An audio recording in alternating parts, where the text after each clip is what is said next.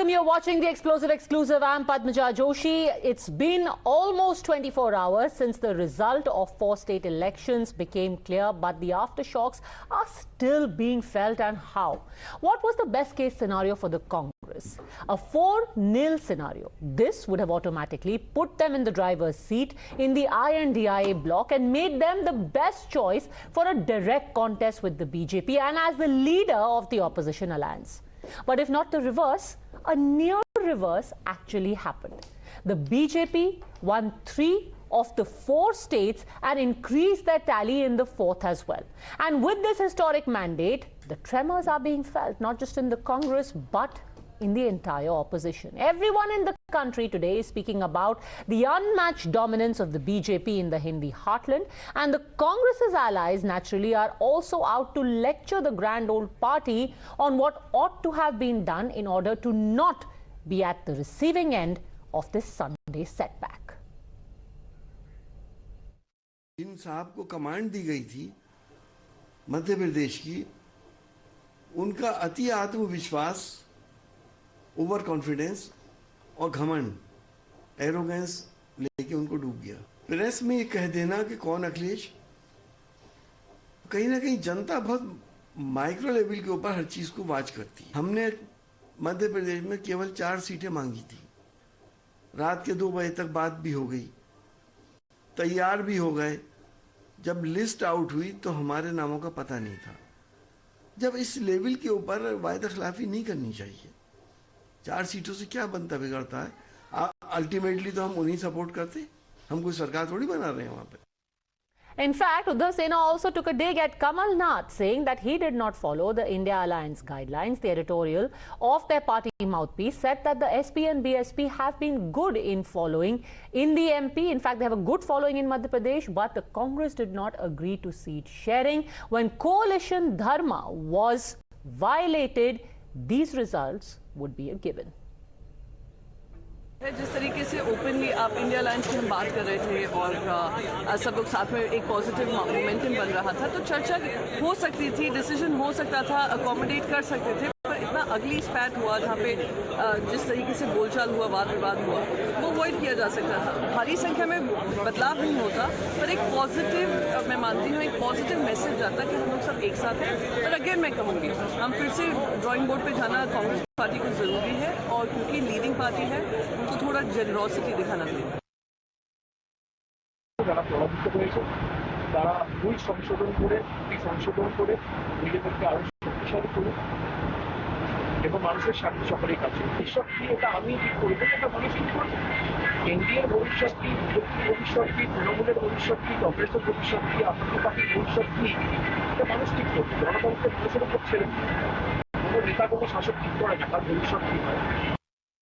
In fact, those tremors are being felt not just within the alliance, but within the Congress party itself. Several voices have spoken out within the Congress party, but not as many as one would have expected.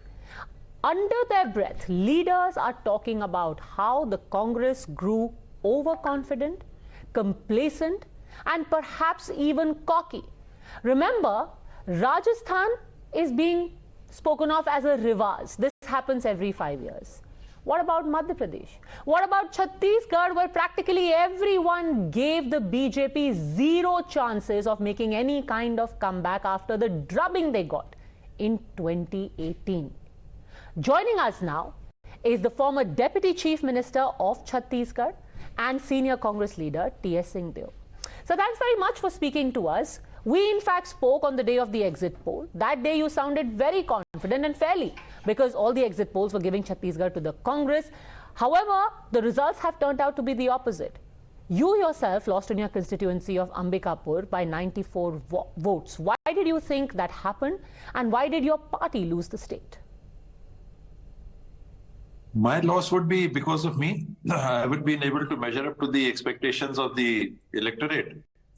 So that responsibility is first and foremost mine.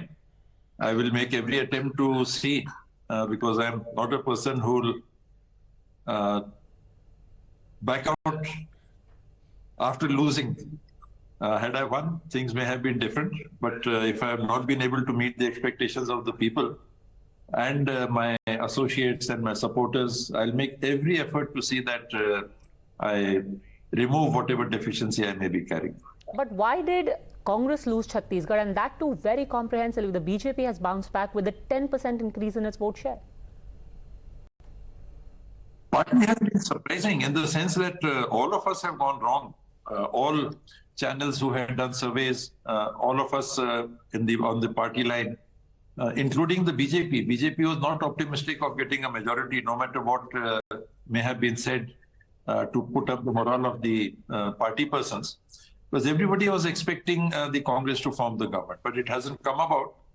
And we have to look into and see how and why the BJP was able to increase its vote share by 14% from last time.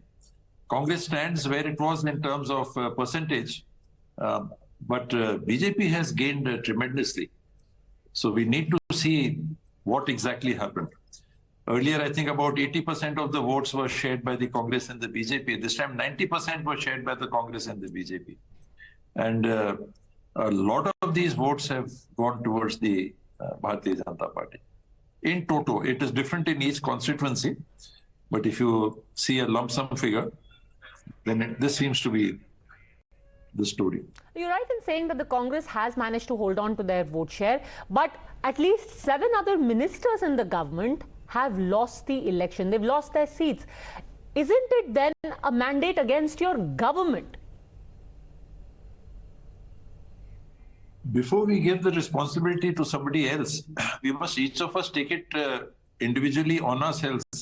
So each of us who have lost, we must stand up and be counted, and then look for maybe other reasons. You have to be responsible for your own result. Putting it on to anybody else is neither proper nor fair. And that apart, it is true that whoever has the higher responsibility has the higher accountability too. That is also true. The Congress took on the issue of Jal Jangal Zameen, made a concerted attempt to reach out to the tribal area itself in Sarguja, in North Chhattisgarh and in South Chhattisgarh, both of which have a high tribal population. The vote has almost entirely shifted to the BJP. Why do you think that is? Is it because of the mining operations that continue in Bastar, or the fact that there was perhaps a half-hearted implementation of the PISA Act? Why do you think tribals have not voted for the Congress this time?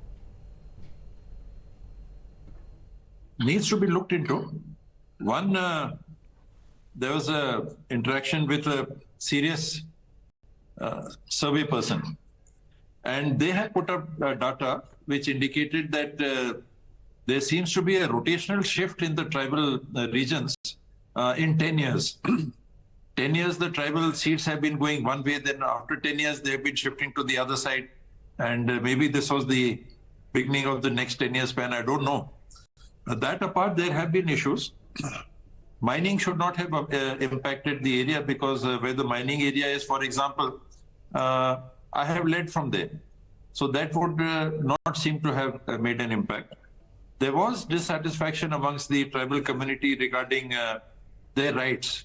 And the Sarv Adivasi Samaj, which was initially a social organization, they were somehow disgruntled. We could not keep them on board. We could not keep their confidence. And they transformed into a political party too. Amar Raj Party is the name under which they fought this election. So we need to see, I haven't really been able to get into the vote share in each constituency, how much they have got, or whether they have been able to transfer the votes to another party if they were annoyed with the Congress. So that needs to be looked into. And my projections were between 4 and 8 in Bastar. Unfortunately, it has come to 4 for the Congress. And in the Sarguja region, I was quite sure that it would be bad reports were coming. So between 6 and 10, 7 and 10, 11, 8 and 11. But it has been very disappointing. We have not been able to measure up to the expectations of the party and the responsibilities given. But this is not just the tribal vote. Also, the OBC community has largely stayed away from the Congress. Do you think that the idea to talk about a caste census. You in fact have conducted a caste census, not revealed its numbers. The theme as a whole is not something that is working for the Congress. I don't think it is possible to find out who has voted how. It is almost impossible to find out after the voting has been done. You may have opinions. We can have opinions or opinion polls for that. But I mean, being involved in politics for now almost 50 years, I can honestly say that it is impossible to find out who's voted how. And if we see the results, so in Raipur region, where we would have, this is the region, the middle region, leaving aside Sarguja and Bastar, where we have the maximum OBC population. There are OBC populations in Sarguja and Bastar too, about 40% in the Sarguja region and about 20% in the Bastar region. So the plains area where the population is the highest, in Raipur, Congress has got 8 out of 20 seats, where we lost all the 4 urban seats. Then in Durg area, we have won 10 out of the 20 seats. In Bilaspur area, we have won 13 out of the 24 seats. So that doesn't hold, that the OBC has gone against us. It doesn't really hold.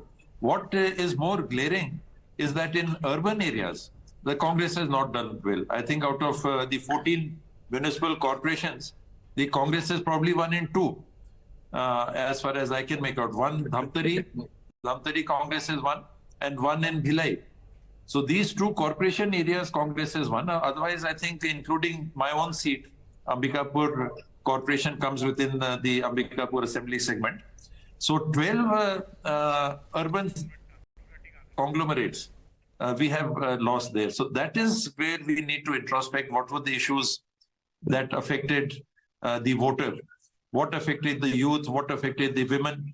There have been factors which have affected youth. There was the examination issue that was raised, selection in the PSC. That was talked about among the youth, though very few seats were under the scanner, but it seems to have made an impact. Because wherever I went in Chhattisgarh, people asked me about it. And this 12,000 rupees, the BJP was very successfully able to have forms filled, take 10 rupees from each applicant and push this 12,000 rupee scheme for the Bhatari Vandana. We announced 15,000, but it was a little late. So I think these are differentials which have sort of been in the favor of the BJP. Interesting. If you take just 2 issues. Okay, interesting. You're saying that, maybe the schemes that were announced could have been announced a little earlier. Do you think there was also an an undercurrent of anger considering the communal violence that took place in Chhattisgarh, in Kavardha, for example? Ishwar Sahu, the father of a man who was killed by a Muslim mob in a riot, defeated a 7-time Congress MLA from your party, Ravindra Chaubey. What do you think is the message of that particular win? So just exactly what you're saying, I'll take the issue from how you put it. See, you're the national media. And the national media has the feedback that there was a riot. You know, what happened in that incident was that these 2 school-going children, youngsters, were coming back from school and their bicycles collided, one of them fell. And then parents from one house went to the parents of the other house and there was an altercation and some incident happened. So there was no riot. There was no Hindu-Muslim thing. The BJP and the RSS are past masters at engineering this and the propaganda of spreading it as a riot that took place in Saja constituency where Ravindra Chaubey lost. So it became an emotive issue, undoubtedly. It was turned into an emotive issue when they tried to, garner the sentiments of the Sahu community. And they succeeded there because that candidate won. He won that election. He's from a very humble background. But he was able to beat a very senior Congress minister, 8-time, I think, contestant. So there was no incident like that. Yet it got turned into something like you mentioned, a riot. There's nothing like that which happened. But sentiments were garnered, they were played upon, and apparently successfully politically. You said that the Congress will introspect about what happened. Do you think that it got too complacent? Your party was too complacent? Not the case, because we were having meeting after meeting in which we were seeing that it is not a walkover. whatever we may have been saying on camera, whatever we may have been saying to the media, or whatever may have been the assessments of other agencies, we had our own agencies, we had our own feedbacks, and we were treading very cautiously. You know, saying hum 75 par karenge is one thing, but what was our actual assessment? Those who are optimistic were seeing plus 60. Those who are nearer to being more realistic were seeing something about 52. So we were in the range of 50 to 52 with projections presented to us by our input givers, by our survey people, who were saying it is anything between 45 and 55, 45 and 60. So we were not moving around with any misplaced complacency. There was confidence. We did feel, and we do feel, that we had done some good work. And we do feel that on the basis of that, we should have been considered to be re-elected. But then the decision of the electorate, that is final. You've been very candid about your differences between you and Mr. Baghel. Do you think one of the reasons of the defeat of your party is the standoff that senior leaders have had? You and Mr. Baghel, Mr. Gehlot and Mr. Pilot in Rajasthan? It needs to be looked into, certainly, and if there are differences, we were very mature enough to handle the situation. It was very awkward for both of us. It was very awkward, but there were never any public utterances of words used in a disparaging way. There was nothing like that. But if there are such undercurrents, the party needs to manage them. Certainly needs to manage them. But who is going to manage it? If there is a rift, isn't it the responsibility of the leadership or the high command to ensure that it doesn't affect your electoral performance? Isn't this a failure? Always first yourself. If A, B, and C and D are not getting along, it is A, B, and C and D who must be responsible. You cannot put it onto somebody else's head, whether you term it as the high command or others. You have to stand up and live up to your responsibilities yourself. So if there is anything, or if there was anything, or if there is to be anything, no blame must ever be given anywhere else. It must first be accepted and dealt with by ourselves. If there is anything, we must deal with it. We are not school-going children. We are not youngsters who would, pass on the responsibility to teachers or parents or somebody. We are grown-up adults who are supposed to be responsible for other people, to other people, and for other people. So the buck cannot be passed. We have to deal with it ourselves and be responsible for the results, good or bad. Do you think that these 3 state losses are going to diminish the Congress's stature or their relevance within the I.N.D.I.A? That's okay. It is bound to happen, and it will happen. And like I mentioned, whether it is between individuals or between groupings which are called parties, we have to be mature enough to see what is it that we want to achieve, what is our target, and then act accordingly. There has to be what you call adjustment, there has to be give and take, there has to be a realistic settlement of responsibilities and seat sharing. And if your objective is worthy, I'm sure everybody will come on the platform and do things for Mother India. Well, let's see what happens. We won't have to wait very long. On the 6th, there is going to be the first coordination meeting after the results. Mr. T S Singh Deo, thanks very much for speaking to us, and better luck next time. You can never say never in politics. Thanks very much. Time for a very quick break. News continues on the other side. India watches elections on Times Now. This is Telangana that we will show you now. Look at the green that has come up. From exit polls to result day coverage, Times Now dominates the competition. Fastest and most accurate numbers. For latest information, Baba Balaknath leading in Rajasthan. The biggest faces and credible analysis. यहाँ तो विकास की लहर थी, जन कल्याणकारी योजनाओं की लहर थी। जो विशेष नरेंद्र मोदी पर पर्सनल अटैक्स किए, वो जनता को रास नहीं आए। The people trusted Prime Minister Modi's guarantee. India's most watched and most trusted. Keep watching Times Now. Times Now, India's undisputed election news headquarters.